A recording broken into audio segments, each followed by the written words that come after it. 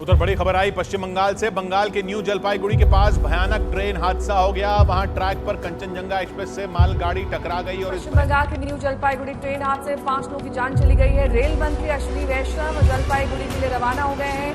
ममता बनर्जी ने भी ट्रेन हादसे पर संवेदना जाहिर की है। আজ সেখানে কাঞ্চনজঙ্ঘা এক্সপ্রেস দাঁড়িয়ে ধীর গতিতে যাচ্ছিল এবং পেছন দিক থেকে মালগাড়ি এসে সজোরে ধাক্কা মারে। ফের একটা রেল দুর্ঘটনা, ফের একটা আতঙ্কের সকাল। মৃতের সংখ্যা লাফিয়ে বাড়ছে। এখনো পর্যন্ত 15 জনের মৃত্যু হয়েছে এই রেল দুর্ঘটনায়। কাঞ্চনজঙ্ঘা এক্সপ্রেস দাঁড়িয়েছিল এবং পিছন থেকে এসে ধাক্কা মারলো মালগাড়ি, আর তাতেই কিন্তু এই ভয়াবহ ছবি দেখতে পাচ্ছেন।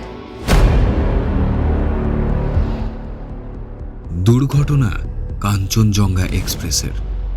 হ্যাঁ, তারিখ 17 জুন 2024 সকাল 8টায় ত্রিপুরা থেকে শিয়ালদহগামী কাঞ্চনজঙ্ঘা এক্সপ্রেসে পিছন থেকে একই লাইনে দ্রুত গতিতে ধেয়ে আসা মালগাড়ির ধাক্কায় লাইনচ্যুত হয় কাঞ্চনজঙ্ঘা এক্সপ্রেসের তিনটে কামরা। না, শুধু লাইনচ্যুত নয়, দুটি কামরা ট্রেন লাইন থেকে নেমে যাওয়ার পাশাপাশি একটি কামরা ধাক্কার কারণে উপরে উঠে যায়। ক্ষয়ক্ষতির পরিমাণ ভয়ঙ্কর। নিহতের পাশাপাশি আহতের সংখ্যাও প্রচুর।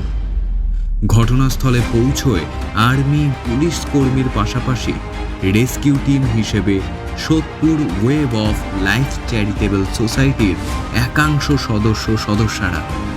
আহত মানুষদের হাসপাতালে নিয়ে যাওয়া এবং তাদের জন্য চিকিৎসা ব্যবস্থার সঙ্গে আহার আদি এই সকল ব্যবস্থাও করে সংস্থাটাই সম্ভব আপনাদের সাথে থাকা, ভালোবাসা, শুভকামনা ও আশীর্বাদে।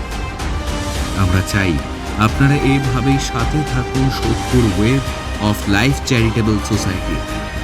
সেই জোরেই আমরা যেখানে যখনই যে কোনো রকম সমস্যা ও বিপদে পৌঁছে যেতে পারবো মানুষের কাছে।